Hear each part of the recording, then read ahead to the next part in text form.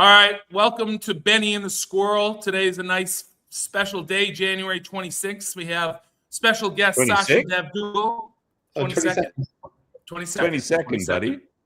I think I said 22nd, but I didn't enunciate. So I'm glad this is the start of the pod. Anyway, so we have my buddy Sachin Dev Duggal, founder of SeKondBrain.AI here today. Sachin's an award-winning entrepreneur and technologist who spent the last decade building, scaling, stress testing SaaS and software platforms. And as you guys know, we've been talking about SaaS a little bit lately, and the Squirrel's been writing about it on his platform. And I'm actually here in Dubai and with Sachin, so we thought it'd be a good time to get him on the show and talk about the state of play. Sachin's perspective comes from being deep in the work on the entrepreneurial and foundational side versus the market side. Across product, AI, and platform strategies. And in this conversation, I think we're going to candidly talk about, the negativity and the problems facing the SaaS space, what AI generally improves, what the limitations are, what the future is, and where software is going, and how we can design systems that people actually trust. So welcome to Benny and the Squirrel, Sachin. Thank you for having me. Welcome, Sachin. Thanks for joining us. Pleasure. It's nice to be on a podcast, 2 Brits and 1 American. It's usually the other way around. That is how it normally is. And it's funny because now that I have a Commonwealth co-host, we've had some Canadians. We had a guy from Singapore last week. So I'm actually more the only American on here, more than you would think. It's an international podcast, Benny and the Squirrel. Awesome. All right, let's start out. I'm going to show you a slide. Sachin, we were talking about this the other night when we were out. And you were surprised by the multiple that a vibe coding company had gotten. You thought it was low. Now we're looking at this is across the whole This is Morgan Stanley put this out, and you can see that multiples are depressed. So what do you think's going on? There's a lot of negativity. What do you think the current state of play is in the SaaS space? So I think you have to sort of almost go a little bit further back in time, right? So I remember, I guess it was about 2 years ago, I wrote this post or this article on LinkedIn saying the writing's on the wall, SaaS is going to have a compression. And really a part of it was predicated on sort of 3 fundamentals, right? Number one, SaaS was this idea that you built a piece of software and then you could rent it to lots of people and everybody wanted the same thing. Well, that didn't hold up because then everybody started customizing. So then the second thing because everybody wants the same thing, it's going to be a lot cheaper. But actually, whilst the license was cheaper, when you started adding the cost of customization implementation, what you were seeing was that it was almost 10 times the cost of licensing. So if someone spent, I don't know, $50,000 or $100,000 in Salesforce, they were spending between $500,000 and $750,000 implementing it. And then the third one was, everybody needs the same thing, so it'll be really easy to use. Well, that also failed because when you started to have all these features that different people wanted that was more than the other person, the SaaS system started to become you needed certification to use them. To me, the minute you need certification to use a piece of software, there is a problem. And this was just sort of core SaaS dynamics, right? And that didn't touch into, I guess, the big elephant in the room from the last year and a half, which is building software just crashed.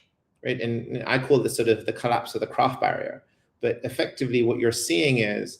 Sorry, the craft barrier. Explain that. Craft. Sorry. Yeah. So if you think about building anything, designing anything, creating anything, there's really sort of 2 states to that. One state is the designing and the thinking that, I wish I could build this, or I have this idea, or I have this creative inspiration. And then there is the craft, making that into reality. And so I've sort of said, one of the things I've been really thinking quite deeply around is what happens to creativity in the craft barrier. And to me, there's a difference between intent and craft. And I think what you're seeing in software and SaaS, which is where I think this whole thing is now crescendoing. And what I wrote about 2 years ago is the craft will collapse because it'll become so easy to build that you won't want to spend the $100,000 and then the $700,000 to customize the ready-to-go solution because technically it's not ready to go anymore. And you might actually be able to build so much faster exactly what you want, how you want it to work. And the level of, SaaS was all about the atomic unit of a SaaS system was the SaaS system. Yeah. Or the package, right? But I think you're now starting to see the atomic unit of software drop to the feature. So now I can pick and choose the features I want, customize them the way I want, and it's still cheaper than just getting a ready-to-go solution off the shelf.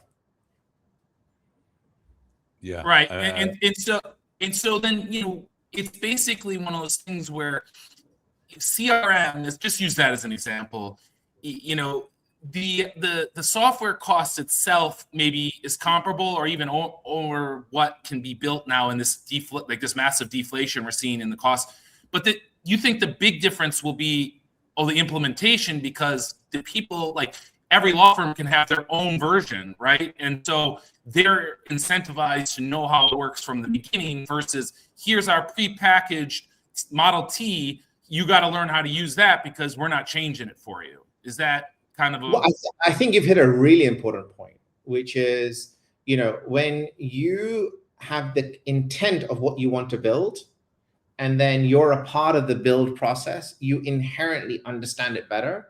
And then you have sort of osmosis within the organization of how stuff gets learned, but it's very tailored, right? So generally it's simpler. Whereas the alternative is you get this out of the box monolith, and then you've got to learn how to use it. And by the way, SAP built its entire business on this, but the software was effectively the pseudonym for the workflow.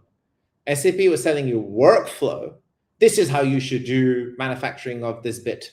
This is how you should do the manufacturing and distribution of coffee. Like, this is the standard operating procedure. And the software was just a layer above it.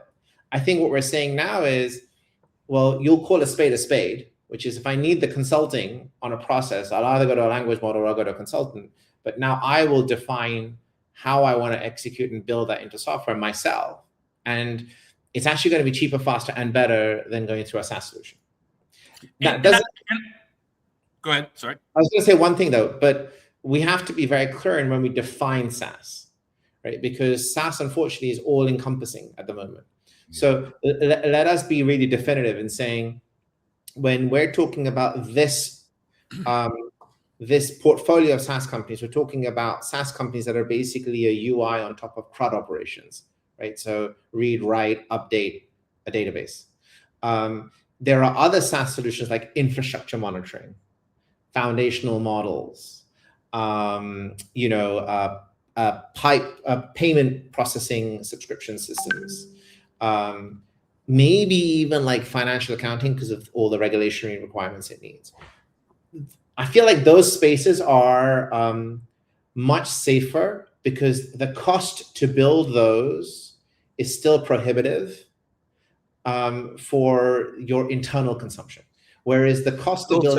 there's the liability issue, right? Yes, exactly. It's like, are you going to be responsible for your own cybersecurity?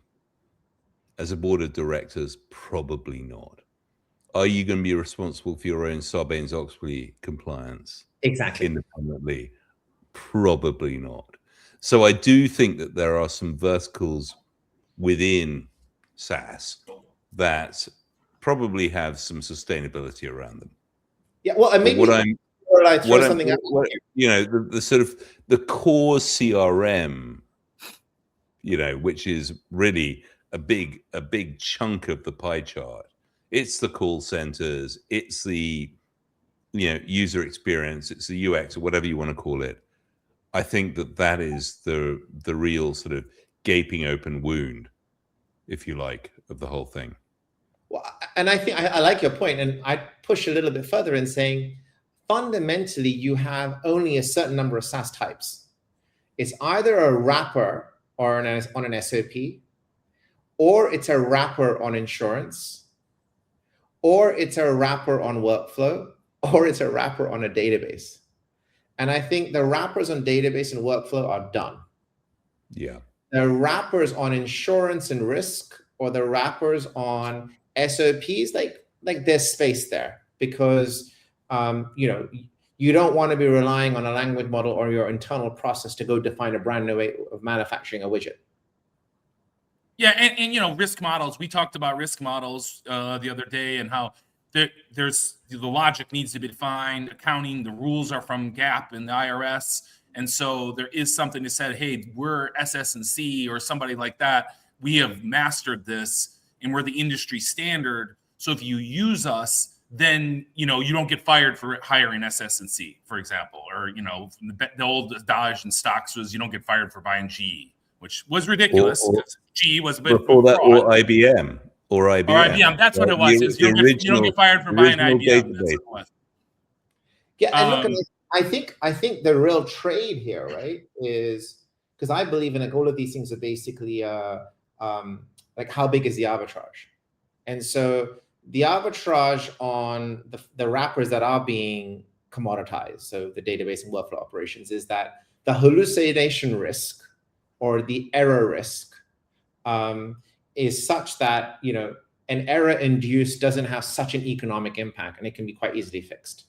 Whereas I think the arbitrage on the risk on the other two, so SOP and anything that's risk related or financial related.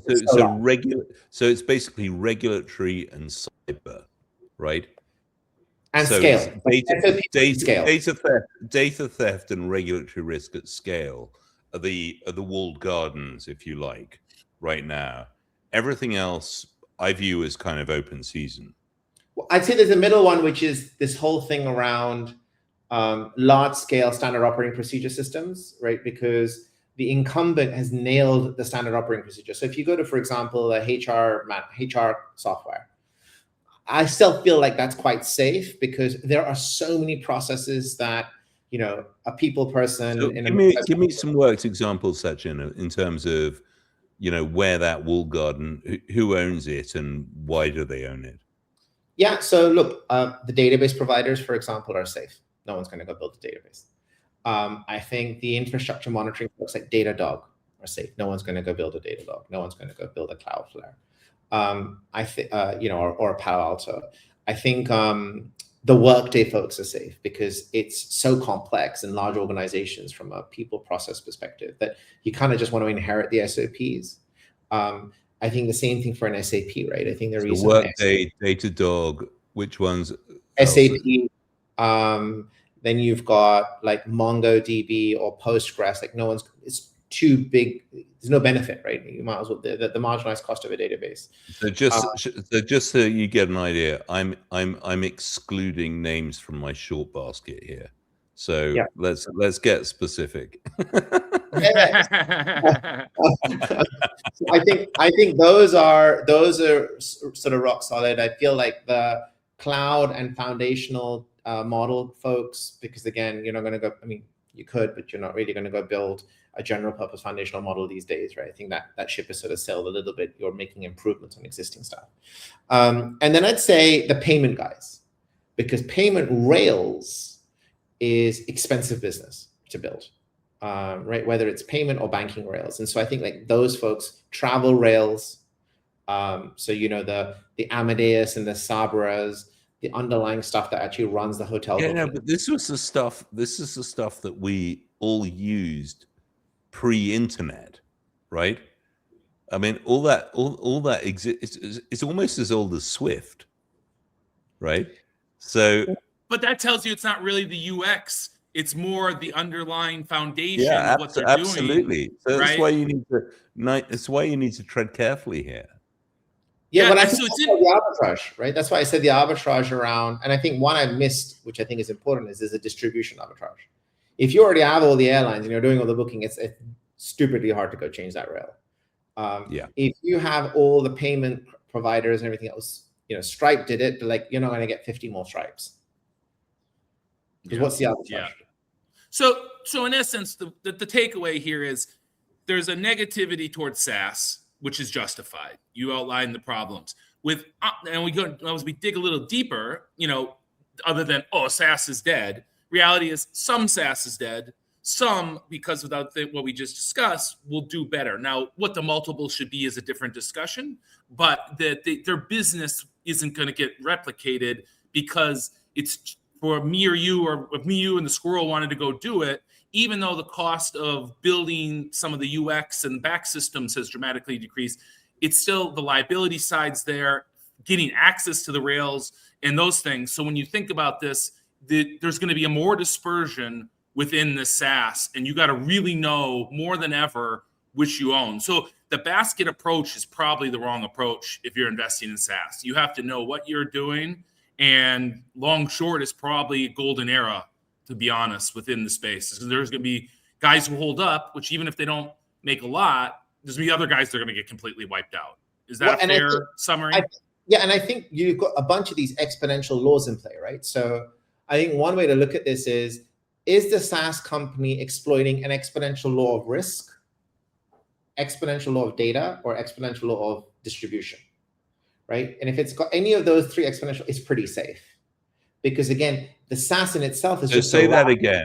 So risk, distribution, and what was the third one? Data.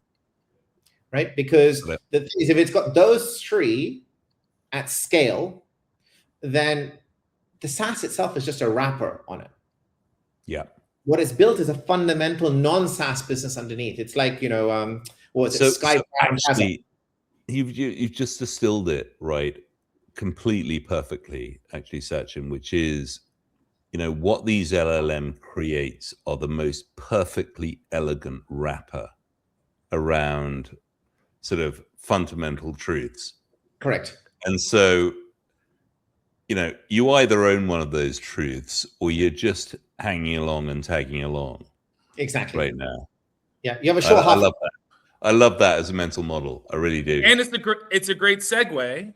So let's talk about the limitations of AI right now. And, everybody, it's a very divisive topic because, as I've seen firsthand here, as I've been in Dubai sitting around with Sachin and his teammates, it's very clear to me that coding in the hands of engineers, Claude Code and this stuff is very powerful. And at the same time, I know the math and the underlying architecture of a linear autoregressive token model, and I know that it doesn't scale with complexity. And so if you want to be negative, which, in some things you can. So Sachin, maybe we can talk about that, and you can talk about the 3 level, like moving upstream as one of the, now that the execution layer has been taken out more or less or deflated, and then what the other limitations you see are. So I agree with you, right? So I did this article 2 years ago. Satya did another one. I did a post 4 months later. I was saying, we think there's going to be a compression in SaaS. It's going to change because people want to build the tool sets they want. So then the question is, why is it not happening at the pace that we envisaged? And I think this comes down to sort of a really interesting set of ground truths, right? So one of them is when you think about a token model, it's a sort of a theory that I'm still developing. I call it the exponential error law, which is as I increase the size of the ask from the language provider, so we call it the context window. So if I ask it more and I give it more context, its error rate increases exponentially per unit of context. So if I just asked it, is this black or red? It's going to be 100% right every time. If I then gave it 1 billion combinations of different colors and say, find me the black and red, it's going to start getting confused. It's like a human, right? You give it too much context and then it's got different paths to go reason with. So I think that's a really important ground truth, because a lot of how language models are being used today by folks that are not in the language model thinking, they're just asking big questions. Build me a piece of software that does this. It doesn't work that way. So that's one. I think the second is there's something really interesting around, do you generate everything? Or actually, do you reconstruct and generate around the edges? And why is that important? So Lego ships about 4 billion pieces a year. Squirrel strikes me as a Lego fan. How many unique pieces of Lego do you I'm a Lego fan. I am also, to be fair. How many unique pieces of Lego do you think there are? Oh, God. This is like a McKinsey interview. Or a Goldman interview as a former Goldman banker. I'm not playing your fucking games. We're the host for this, Sachin. It's 3,600 pieces. So 3,600 pieces makes 4 billion pieces in volume. 3,600 unique pieces make. Now think about this. The average human being speaks for about 55,000 minutes a year. How many unique minutes? Benny's at 110. How many unique minutes do you speak out of the 55,000? How many what? Unique minutes. What does that mean? You asked the right question. So the first time I discussed something unique, the aggregate amount of minutes on it. Oh. That's a small number, to be honest, because when people Very get something unique, number. they then repeat it a lot. Exactly. Yeah, they become our greatest hits. We're in the content business. You know, when we They get go on the something hot, podcast we circuit, say it right? a lot. We say it a lot. It's 1,800 minutes, roughly. Okay. So 4% unique-ish. Yeah. Give or take. Yeah. So where am I going with this? So there's something really interesting around atomic unit, like the atomic unit of something, atomic unit of conversation, atomic unit of knowledge, atomic unit of software. The atomic unit is the most smallest reusable construct, and you kind of don't want to break below it, like an atom. But you can go underneath it, but it doesn't matter. You sort of focus at the atom level. Are you saying you don't need to find the quark? You stop no, at the because I think the thing is, it's like too low an atomic unit, and it's impossible to compare. So I give you a good example. Addition. Benny's a math whiz, so he knows addition. Now I can explain addition. I can tell you ONE space PLUS space ONE. So that is 10 characters effectively to show 1 + 1, which is 3 characters. So I just achieved 70% compression by using a different language. But before I even said any of those two things, you already knew what addition meant. Like deep down, you knew what it meant because as a kid, you put blocks together and you had an understanding of the atomic unit.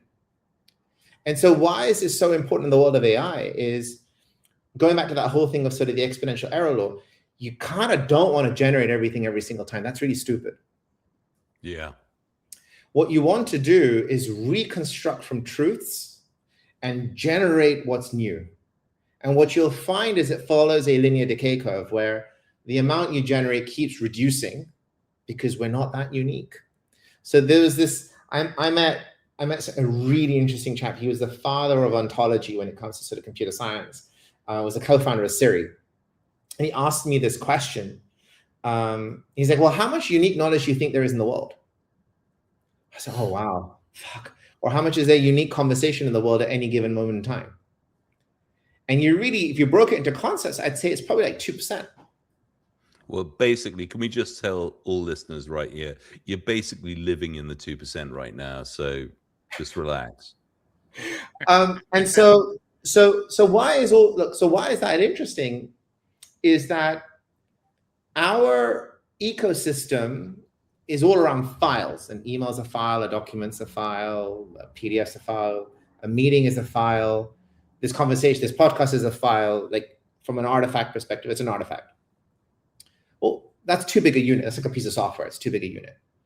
And what I just explained to you with math is, well, the lines of code or the language doesn't matter because I can explain the same thing to you using symbols or language or French or English or Hindi. Inherently, I'm transmitting. Language is a method of transmission. I'm transmitting what? I'm transmitting something that's immutable. It's my atomic unit of knowledge. It's the concept of addition in that case. I don't need to explain it to you. If I just said addition, you know what it means. I could explain it to you in 3 words. I could explain it to you in 3 syllables or 3 characters. And that's the real power, right? That delineation between what is language and what is knowledge. Yeah. Knowledge at, let's call it resting state, like in your head. Knowledge is not words. You don't save words. You only use words when you need to transmit knowledge to someone else.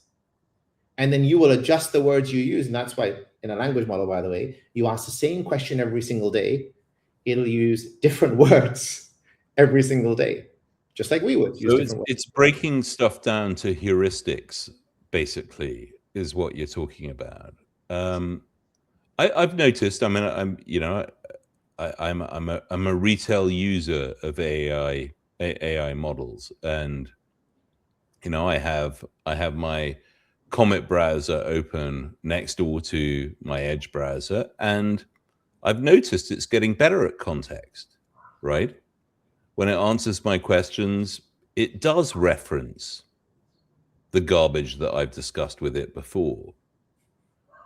Is it faking it right But that's now? not context. Is it sampling? Is it sampling and giving me the impression that it's run through our entire narrative history of conversation? Or is it? That's a good question. So I love puzzles, and I love analogies, right? So let me give you this one. Imagine you have a puzzle of the Serengeti. Yeah. So you have the sky, the sun, the trees, the animals, and the ground. Yeah. And you throw all the pieces, 1,000-piece puzzle, you throw all the pieces on the floor. Now you get the language. Awful lot of blue, and an awful lot of yellow. It's a nightmare. Right. So you go throw the language model on the floor, or you throw that on the floor and you get a language model to solve it. It's heuristically, it's pattern matching. It's just trying to find anything that matches anything in any sort of dimension. So it takes the bum of a bison and connects it to a trunk of a tree and it says, oh, here you go, there's the first 2 pieces on you. Right? And we know that's a hallucination in the way that the AI companies have now renamed what is basically statistical inaccuracy. It's actually a confabulation, not a hallucination. That was the one you wanted, Ben. Oh yeah, there it is. Yeah, that was the one you wanted. And so, but if we thought in concepts, we'll say, well, that's an animal, and that's a tree. There's never a relationship between them, and that squirrel is context. So going to your question around, well, it knows my history. What it's doing right now is context stuffing, right? It's not. It doesn't really understand the context. All it's doing is it's trying to find like near about in that near math of the things that you've talked about, taking into account it has a limit of the amount of stuff it can process. So it's being fairly irrational around trying to find things that sort of look like the thing that you're talking about. It's a very unsatisfying process, right? It's the instant recognition as a human being that this is not the conversation that we had. Exactly. Well, and I think the more important is sometimes you'll start having conversations with an AI model that actually are more divergent than convergent. And the divergent tells you something really interesting, which is it's basically going the wrong direction and it's spreading, right? And so it's not understood. And then you have to almost start all over again. And if you start all over again, it's a richer conversation. And it's a better conversation. It's interesting. So if I was to translate this into human terms, in conversation with Perplexity, for example, I find it much more satisfying to treat it as a first-year analyst and go, no, not what I was looking for. Go and discover that. Come back. The moment it tries to get ahead of itself and do the sort of analyst playing VP, if you like, then it really everything's irritates. Within banker analogy, isn't it? I'm channeling Satch's history.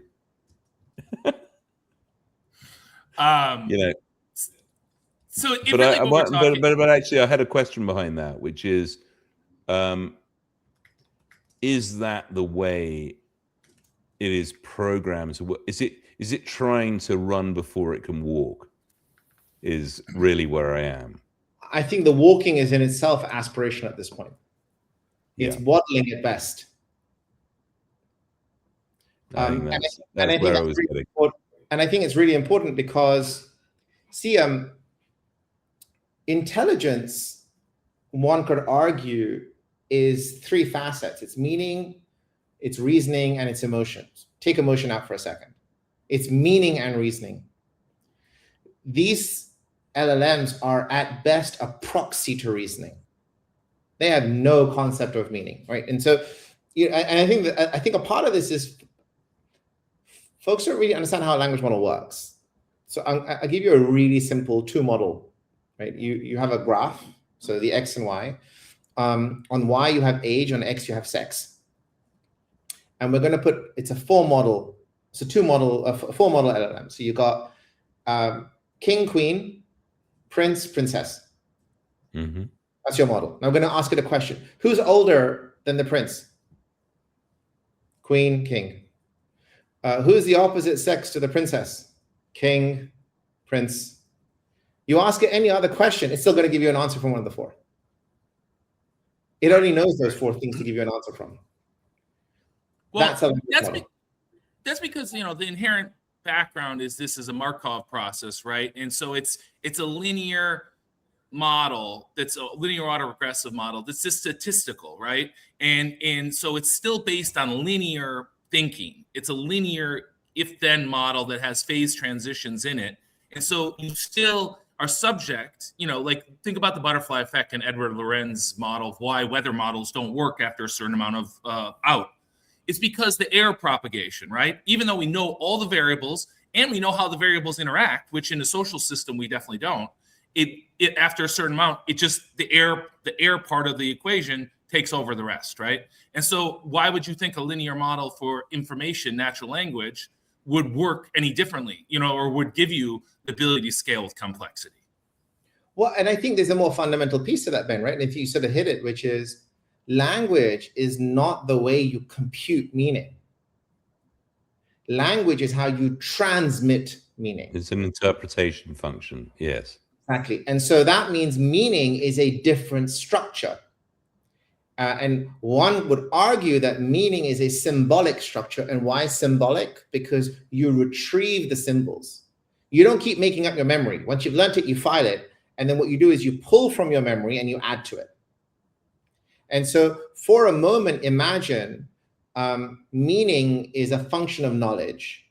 And so, you know, where does knowledge sit? Well, knowledge sits in three worlds: in your head, in your friends and family and the systems you can access, and in the frontier. You've not touched it yet.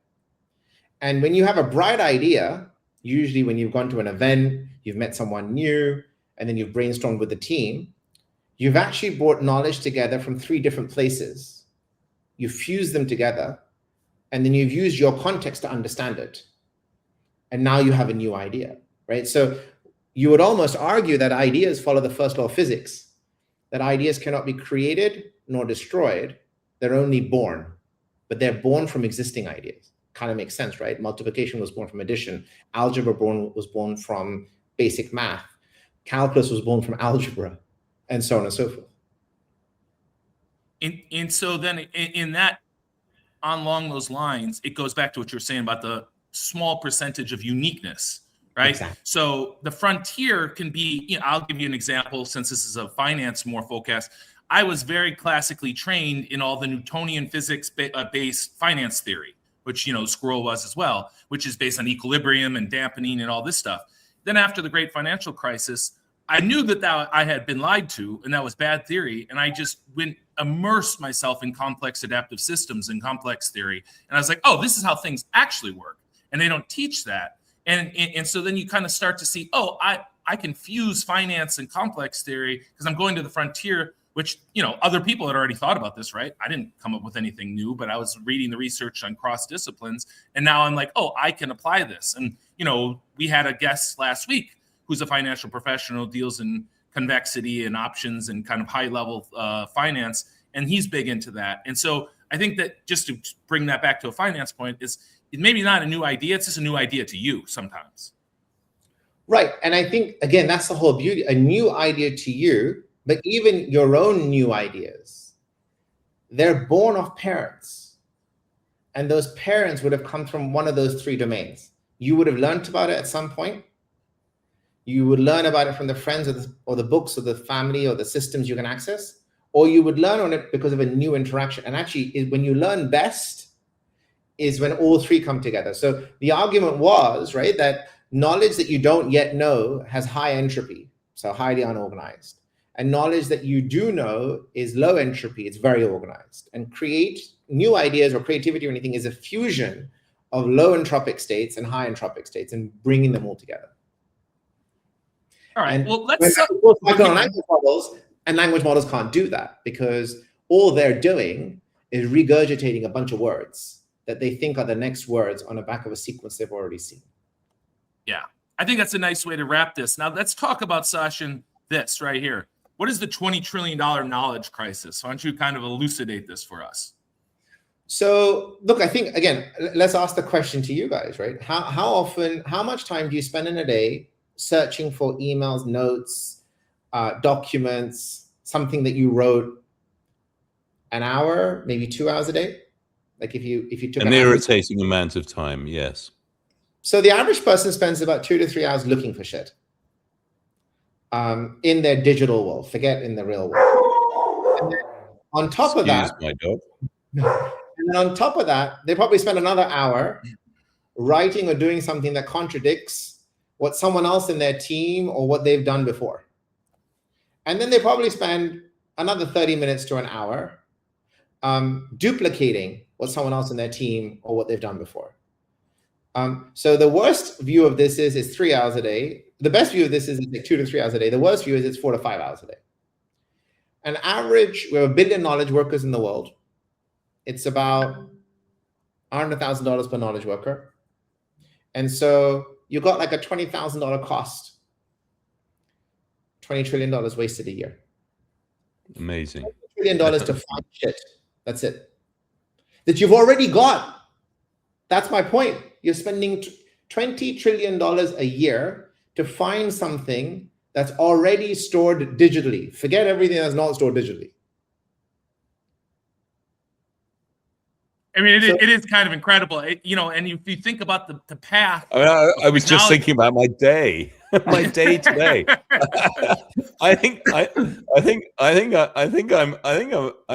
I'm 4 hours bid. and it's your hourly rate. That's a lot of money. Absolutely. And so if you imagine, if you could compress 50% of that time to be 1 minute, you ask a question, you get an answer. You ask a question and you get an artifact. An artifact could be a document, an answer, during a presentation, or what have you. And the reason why this problem is there today is our systems are all based on files, and our language infrastructure is all based on syllables. Think of a token as a syllable proxy. Yeah, it's a really good mind map. And we think in concepts, we think in ideas. So we're bang out of luck because we're thinking in an atomic unit that works for fluidity and allows us to move. We know that when we meet someone, we got to say hello, we got to ask about them, we maybe talk about the weather. There's a bunch of like atomic units of conversation we have before we get to the punch. Some people are not so disciplined and they get straight to the punch. Others are a bit more poetic. They take longer to get to the punch. But we have a fundamental set of atomic units that we follow before we have in a conversation. And what's a document? It's a collection of concepts. What was this podcast? A collection of concepts. What's a meeting? A collection. What's an email? A collection of concepts. It's the concepts and the flow of the concepts that give the artifact meaning. If you took the concepts out and you took the flow of the concepts out, you have nothing. It's just a container. A document is just a container. And the problem is it's too big a container. So here's what, Squirrel, you probably do when you look at a document. You're trying to find a part of it. I'm trying to find that thing I wrote about something, something, something, and I'm trying to find that thing. That thing's a concept or a collection of concepts. It's very rare you're trying to find the document. No one goes in the morning and wakes up and says, I need to go write a document. Unless you're a corporate attorney when you're looking for your precedent, but that's a different story. But even then, you're not looking for a document. You're looking for the precedent, which is in a concept in the document. And the precedent by itself is actually multiple concepts. It's usually the argument, the decision process, and the final verdict.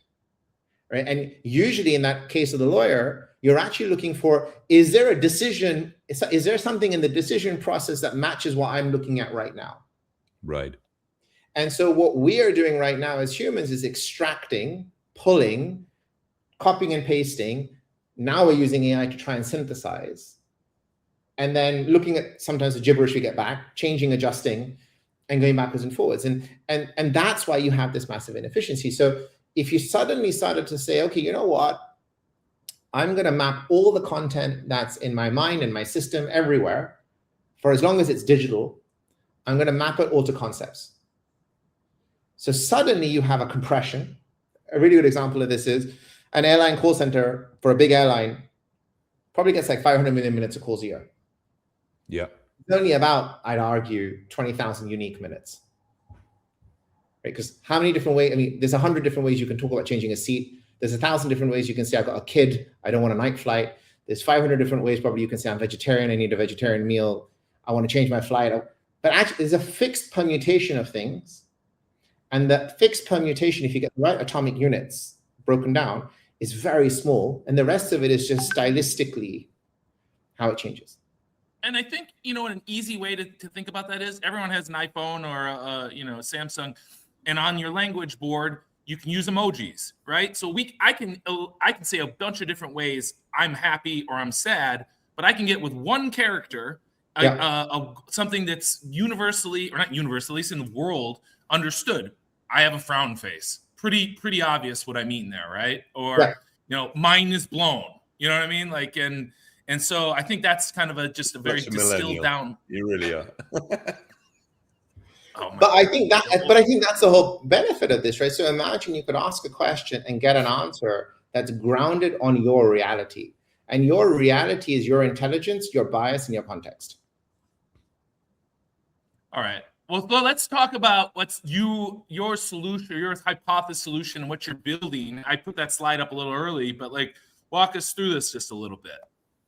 Yeah. So effectively, what we're saying is, if we could create a symbolic map of what's inside Benny's head, in the sense of like a digital twin of his emails, his files, his documents, his podcasts, his notes, we would find a couple of things. We'd find that he talks about the same concept, writes about the same concept, listens about the same concept, emails about similar concepts.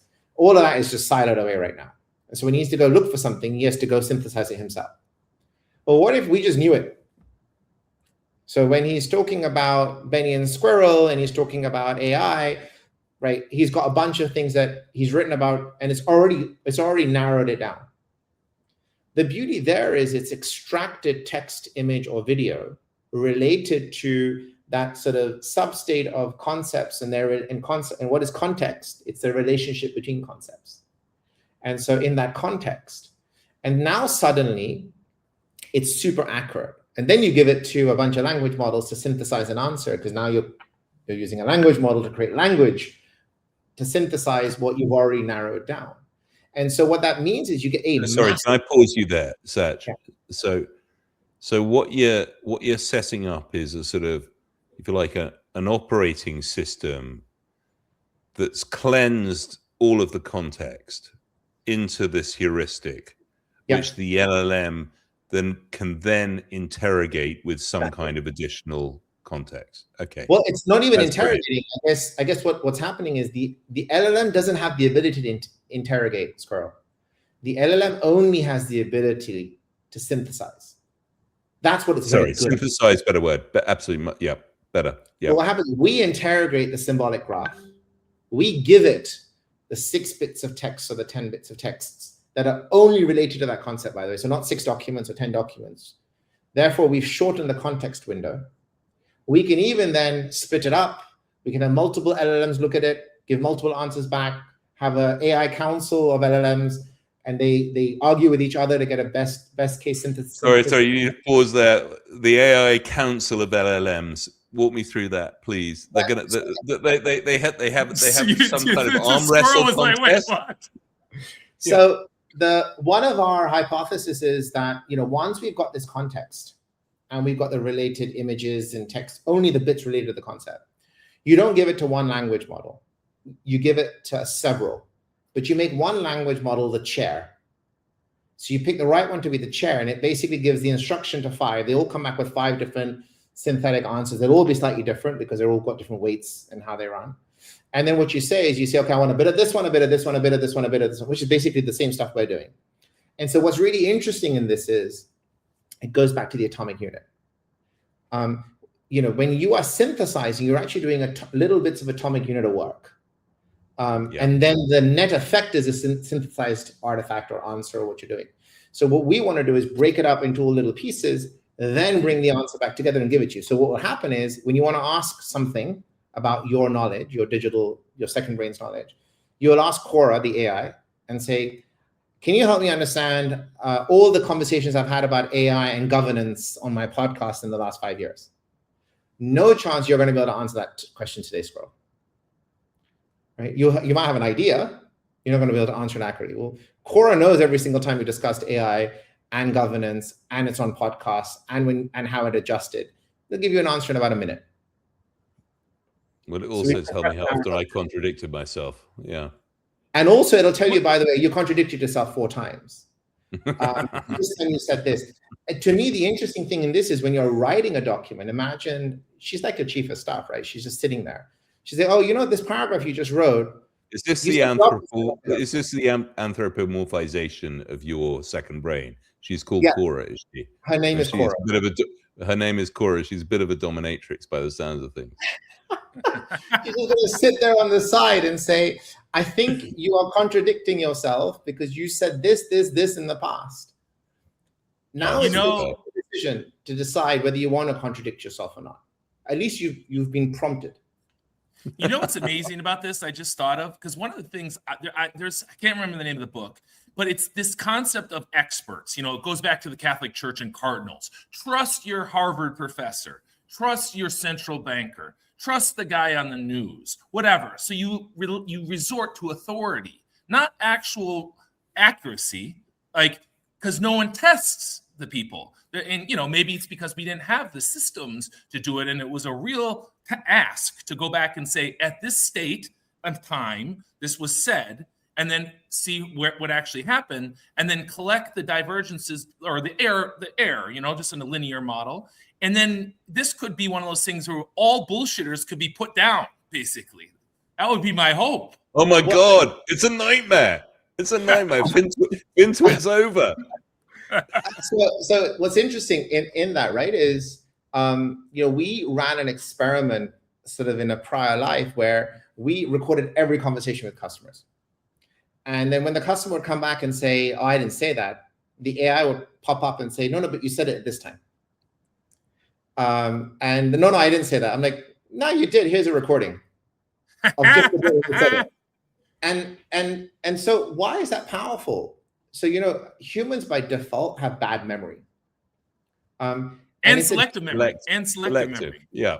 So selective is driven by stress or amnesia or biological, but actually forgetting is an important trait. So I ended up doing research in my paper, and one of the things I realized is actually forgetting is the masterful trick of the mind, because you have finite amount of storage, especially in your frontal cortex. And so you're going to process so much in the front of your brain. And so you need to forget, because if you didn't forget, you'd just be confused. That's such a relief, because I'm forgetting so much more as I get on. Well, you're not forgetting. You're pruning making out space. I'm making space. I'm making space for good stuff. Well, exactly. Like conversations with you, Sach. And so the beauty is now if you had a chief of staff that just prompted you again on the relevant pieces, you can process it in the front and then you can offload it. So there's another really interesting phenomena, just sort of digress. So, sorry, I have to just slightly sort of lower the tone slightly. Is Quora like one of Elon Musk's sort of anime assistants, or is Quora? No, Quora doesn't have a sort of anthropomorphic existence. Not yet. It's just a chatbot. Are you working on that? Right now, conversationally, but there's never no in the future why it couldn't be real. Honestly, it's not a fantasy. It's not an itch. It's not. I'm just asking. It could be, but the thing that I thought was really, I think you made me lose my track of thought. Oh, I got it. So about 10 years ago, sort of pre-mass internet, maybe 20 years ago, pre-mass internet, we used to remember knowledge. As a result of Google and everything else, we stopped remembering as much knowledge, and we started to remember where knowledge was kept. So it's called like the Google phone numbers. It's phone numbers. How many phone numbers do you know by heart in 1994? Probably about 50. Yeah. How many? I struggle to remember my wife's phone number. Yeah, I just know the last 4 digits. Yeah. I know about 4 phone numbers, including my own. Yeah. But the same thing with navigation, right? Or the same thing with a piece of information. It's called the Google effect. So you know where to look for it, but you don't know where it is. You don't know what it is. Yeah. So you have to go remember it again. So that's why the core experience becomes different. The second part of the second brain experience is, we call it canvas. You know, everybody starts with a notepad or a notebook. I'm very excited, like digital or physical or whatever it is. I'm going to take lots of notes. I'm going to structure my mind. I'm going to structure my thoughts. I'm going to do all this. 4 days in, people start writing notes. You look at any of these things, Remarkable, Evernote, OneNote, there's like this decay curve. I thought that Evernote was going to be my life. I thought I was going to structure all my thinking around Evernote and Last Note and all of those things. I mean, they're just another dead app on my phone. Well, and also the excitement wore thin after about 3 days or 5 days. There's only a very few sort of people that were very copious with it. Or you bounce back in if you needed to. So the reason is like, it slows you down. For some people, writing is helpful because it helps them in their thinking process, but otherwise it slows you down because we're already overwhelmed. And so we said, well, what if Canvas was Notion or Evernote or Wikipedia or OneNote for your information, but 80% of it is just generated on the fly. So when I click on the squirrel, I'll see 3 paragraphs of everything I have with the squirrel. And then I'll see the people I have in common, the organizations I have in common, and the concepts I have in common. And I can keep drilling down, and I get 3 paragraphs. Could be images, could be so on and so forth. And the benefit is I've got a way to discover my knowledge that I never had before. Yeah, and you don't have to look for it. Akin to the social graph, right? Like before social media networks, you knew who you knew. You kind of might have known who your closest people knew, but then beyond that, it was all mystical and mystery, right? And then the LinkedIn, you know, we don't have to get down the LinkedIn thing, but like, and all these things, they kind of like, oh, well, this is who you're 3 edges away, or, you know, degrees of separation, whatever. No, Benny, stop it. Sachin's quite a big deal on LinkedIn. He's a bit of a big deal on LinkedIn. Not as big as Nadine, but.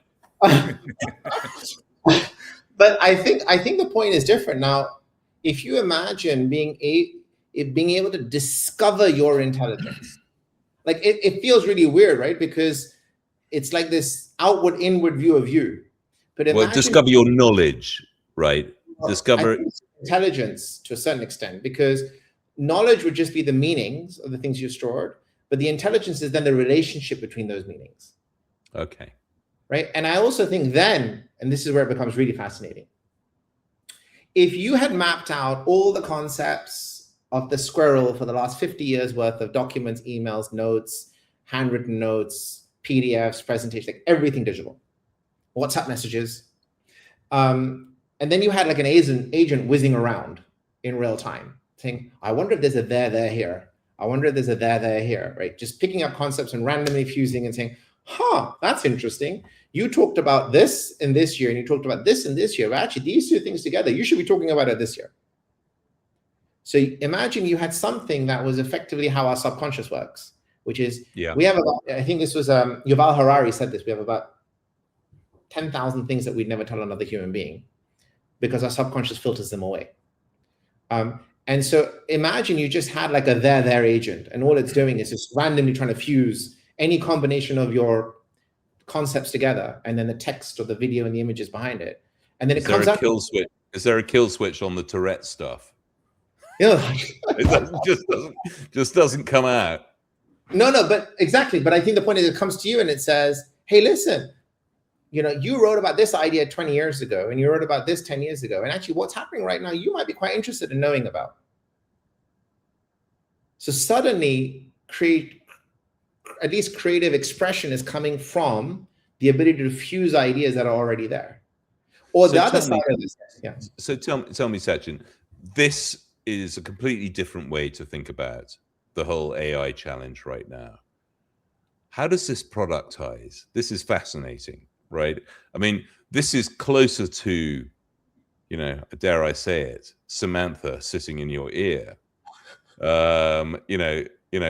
all have Ms. Johnson whispering in our ear as our end game fantasy about the AI assistant. But this sounds a little bit closer. So talk about productization of this. So we're building this with basically sort of 4 surfaces in mind, right? One surface is Quora. You ask her a question after plugging in your Gmail, your OneDrive, your Google Drive, what have you. The more you give it, the better it becomes. But it's yours, doesn't get The more shared. terrifying it is, the more terrifying it is at that point in time. I mean, I'm still having commitment issues with Comet on Perplexity. You want that? No. Yeah, no, you can look at what I'm looking at, but I'm not sure you look at everything else. Well, I think the difference is also in our one, everything is only viewable by you. It's never shared learning. Like, we're not learning from your information. I think we lost Squirrel. So you're not learning from information. So I think that's one, right? And I think that's very important. So Quora is about asking questions and getting an answer. Canvas is about discovering your knowledge. Eventually, you'll want to build things that can use your knowledge, so you offload some of your day-to-day rubbish, right? Preparing meeting notes or preparing briefs, or making sure the kids have done their homework. Like, I don't know, whatever it is. So you got Kit that allows you to effectively build, we call it cognitive aware software or agents. But the 4th one is the one I'm most excited about. And it will take us time to get there. But it's like, imagine talking to an AI or visiting a website, and what you're reading has been dynamically tailored to your knowledge. Without the key, you haven't given your knowledge away. So let's dig into that. Like, how do you get there, right? Because it sounds like that's one of those things where you sound nice saying this, and we're having a high level conversation, but executing it seems like it'd be a little more difficult. So I mean, well, so interestingly, how do I give away my knowledge with keeping my knowledge is basically what I'm asking. Yeah. So the first part of it is, how do I build your knowledge? So we build your knowledge by you plugging in all your systems, using Quora, using Canvas. Now we have a framework of you. We have a digital twin of your intelligence and knowledge, your reality. Then it's a matter of, either you have something running on the side of your browser that as you're viewing things, it's adding context to what you're reading. So, if you're reading a quantum physics paper and you've never done physics, and it will know you've never done physics because it can't find anything about physics in your digital brain, it will start to give you like an introductory paragraph to the relevant parts of physics with analogies and explanation and so on and so forth. So you have a nice entry into the document. Now you're talking to an AI. You could permission the AI to send the answer it's prepared to you, to SeKondBrain. We repurpose the answer, give it back to it, and display it so that effectively your knowledge hasn't left. We've just given it the right answer with your context. And the idea here is we would do it in a way where the context doesn't leave, but it's in transport, it's adjusted to take into account what you're answering for. Because the thing that I know that most people are most paranoid about is someone having access to their reality or their knowledge. And we want to protect that at all costs. Although I guess everyone kind of gives it away. I mean, if you spend any time on Twitter or social media, we've been giving it away for free for 20 years, right? I mean, you're giving away a part of what you want to give away. It's heavily curated. You're not giving away your notes and your emails and your arguments and all of those. Like, I might want to ask Quora, when was the last time I had a disagreement with Ben about XYZ? Well, no one's going to have that information, right? Right. Well, and to be fair, when you give it away in this era, there is an exchange, right? I can, like, when I started in social media, like actually publicly 2 years ago, I was like, I want to do a Substack. But then I was like, because I've lived in Sardinia and New York and I was in the quiet, I was like, well, I got to get some followers. So the best way to do that is to create knowledge, valuable content, and you put it out there, and then they follow you. So now you're gaining a distribution for content. So there is an exchange. Even though you might not get money, you're getting people to pay attention to you in essence, right? And again, it all goes back to the craft barrier. What we're really doing is we're helping you maintain intent, but taking away the headache of the craft of finding, synthesizing, searching. We're just getting rid of it. There were people that were there, their entire job was to find stuff and search for stuff. We're saying, well, you don't need someone to do that anymore. The end of the hunter-gatherer, Sachin. And Sachin, let's go back to this slide, though. I'd like you to just kind of walk us through this just a little bit. Sure. So the core at the bottom is this idea of a concept graph or a concept model or a concept layer, which is a combination of language models and the ability to extract concepts, the ability to figure out what's an existing concept versus what's new. The layer above it is the store, right? It's the symbolic structure. It's like, okay, I found a concept, I've saved it. And then what I've done is I've saved all the text or images or videos related to it, but extracted. So I'm not talking about the whole artifact. It could be the whole artifact, but it's usually parts of artifacts, so parts of emails, parts of documents, parts of PDFs. And then what it does, which is really exciting, is it keeps trying to find relationships between them. So where I put you in the tree doesn't mean where you live in the tree all the time. It's just where I started off by putting you in. And it might be because new things happen. And the benefit with the Elastic Knowledge Graph is it understands time. It knows when that artifact, that text, that image, that video was created. So it can see the evolution of your understanding, which a language model can't because it has no context. So true. I mean, when you interrogate LLMs about economic time series, the number of times that they will mix and match data that's 5 years apart and bullshit you with it is, it's incredibly difficult to deal with, which is, why I just used to use the LLMs as a search for original sources, because I knew that their synthesis of those sources was not to be trusted. Also because it can't do math, so it doesn't understand time. But also keep this in mind. A language model only knows the answer at that particular point in time based on its particular action point training. Yeah. It doesn't know what its training was yesterday or last week or a year ago. So it has no, and so when you ask it a date or time question, it's trying to find a piece of text that has that date of time and the relevant other bits of text that you've put in. And if it finds it, great. If it doesn't, it'll make it up. Yeah. And here's something I'd add about this, because I'm a data junkie, and cross-sectional time series has always been something of interest to me. And like, it's a data beast, because you're like, hey, I need as many fields as possible at this point in time. But then the actual kicker, as a market participant, this is what you learn, is that, hey, you might have what the quarterly earnings were, but they might have been reported earlier or after. And then there was the expectation component of it, right? Like, what was expected and what was reality. And that is a very difficult part of it, to then recapture in the past the only backwards looking to that moment knowledge that was present to make decisions. And I think that's why senior people in markets tend to be a lot better than junior, because you've gained that by being in the game, more or less, and you remember it, even though you said we forget things.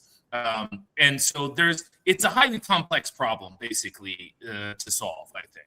Well, and also I think there's a really interesting piece that, again, language models can't calculate, is like the hyperbolic nature of concepts, or the distance between concepts.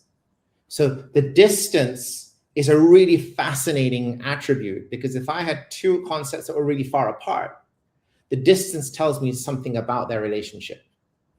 They might be really far apart, but they might have a rich relationship. Well, that's a whole new dimension that can't be represented in a token model, right? Then you go one step further, which is, okay, I asked a question. Usually a question is lots of little questions. So for example, I want to build a mission to Mars. Well, that building a mission to Mars has got 10 little questions. Build a rocket, find an astronaut, figure out how to deal with propulsion, Now I want to build a mission to Mercury. It might be that the first 4 steps are the same steps. Today, a language model is not using reusable or reconstructible thought. So thought follows atomic unit. That's why I said atomic unit of X. I believe everything follows. So it's always going to start from scratch. It's going to start from scratch. And so that means then basically when we look at NVIDIA and all the power demand that, this is my thesis that I've shared, is that as your thesis and, vector-based instead of token-based and all these things, that the compression will be large and the compute demand and output will get better, but also the amount of compute needed should go down as the architecture for pulling stuff gets better, right? Well, there's 3 reasons why I think we're heading into a surplus situation on compute and data center. I don't think it's a short-term issue, but I think it's a midterm issue for sure. One, can you just put a time frame around that, Sachin? So short and mid. So, I don't think it's a problem for the next 6 months to a year. I think it's a giant problem after a year to 3 years. Okay, but that's big. So markets price within that time frame, right? So if you're talking about compute surplus scenarios, that is a big deal for markets. And you're a market guy. So let me unpack it a bit more, right? So compute is not one thing; it's several things now. So we've got to be very specific. So first, I guess the first hypothesis is the rate at which new information is being created that is not already trained is diminishing. Because for a simple reason, we don't have to do the. They've already exhausted the back catalog, right? Exactly. So now you have steady state. So that means you need less GPUs running in parallel. Number 2, to run a model, it's inefficient to run it on a GPU, which does vertex math. It's better to run it on inference. So the difference, if I said, Squirrel, could you complete my sentence? What do you think I'm going to, what's the next word? Say next. There you are. Right, that's inference. And so the inference chips are much more efficient at that. They're 1/100th the power consumption, 1/10th the cost. So think like TPU, LPU, full disclosure, I'm an investor in Grok, but it got bought by NVIDIA. So, things like that they're much more efficient, you can put more density and needs less power, but they completely go against the GPU world. And ultimately, CPUs can also deal with inference quite well because they're more general purpose. Mm-hmm. Third hypothesis, reconstruction AI, which is, I think Jan's been talking about it, a few others. We call it reusable AI, but reconstructive AI is basically saying, I don't need to build the whole shit all over again. I've already got parts of this answer. I've already got parts of this conversation. I've already got parts of this software. I'm going to reuse what I have. I'm just going to add on top. And if you do that holistically at a foundational layer, what you actually end up finding is you even need less inference because now a CPU can deal with reconstruction. It's just a pure I/O problem. It's a disk I/O problem versus an LPU memory problem. The reason why LPUs do so much better is because there's more memory near the chip. And so suddenly you've got now less need for GPU, which are more power hungry, potentially less need for inference because you're reconstructing. And so net of that is you'll get more efficient AI that follows the neurosymbolic structures versus purely neural network based. And the whole memory boom that's going on right now, you're talking about a much smaller context window of heuristics. And so all of the extrapolation that's going on around, HBM and DRAM but basically core memory supply. I can see this. Is this getting over its skis? No, I don't think. I think memory is a bit different because memory impacts CPU design in the future, LPU, TPU design in the midterm, and GPU design now. So I think memory is still a safer bet because it's agnostic. No position, but it was just it was a thread that I wanted to pull on because there are a lot of Micron to the moon, Hynix to the moon crew out there, and just wanted to check that. Well, I think there's a couple of things, right? So I think memory is not a risk, one, because I think it's CPU agnostic to a certain extent. I think the second thing is you're also seeing a collapse of storage, right? So storage went from disk to solid state. Solid state is basically memory. And so you've got that whole convergence. It's just a matter of where the memory sits and how big is it, which, is shades of gray, not the same kind of shades of gray as like fundamentally different compute architectures. So if you imagine the analogy, you've got a Formula One car, you've got a Porsche GT3, and you've got your Range Rover. Your Range Rover is your Range Rover on steroids, right? That's your CPU. Your GT3 is your LPU. It's your sports car. And your Formula One is your GPU. Well, you just don't use a Formula One car on a highway, no matter how empty it is. Yeah. But you can use the GT3 on a F1 track. You can use a Range Rover on an F1 track, right? You can't use the GT3 in the sand. Wildly inefficient on the school run. And it's wildly inefficient on sand or on snow. Yeah. But the Range Rover can do all of those. So it's all about the right tool set. And one can go up a category, just be a little bit more inefficient. So, Sachin, I think we've just got to the top of the hour. Tell us how people can find more about Second Brain, more about what you're doing. You are prolific on that extraordinary social media that is LinkedIn. They can discover. He also has a essays Substack. there. He also has an excellent Substack, to be fair. Oh, well, tell us all about it, please, please, please. Yeah. So look, we're still building. We're quite early. SeKondBrain.AI with a K. So SeKondBrain.AI is the URL. But I'm on LinkedIn. I'm also s@SecondBrain.ai. So if anybody wants to get in touch. And then I write a lot around our learnings as we're using the current tool sets, whether it's vibe coding or model technology. But also I write a lot around like how we think. Everything from the Buddhist information pipeline to creativity. And what's the Substack called, Sachin? What's the Substack called? Orchestrating Intelligence, but my handle is Sachmans, SACHMANS.substack.com.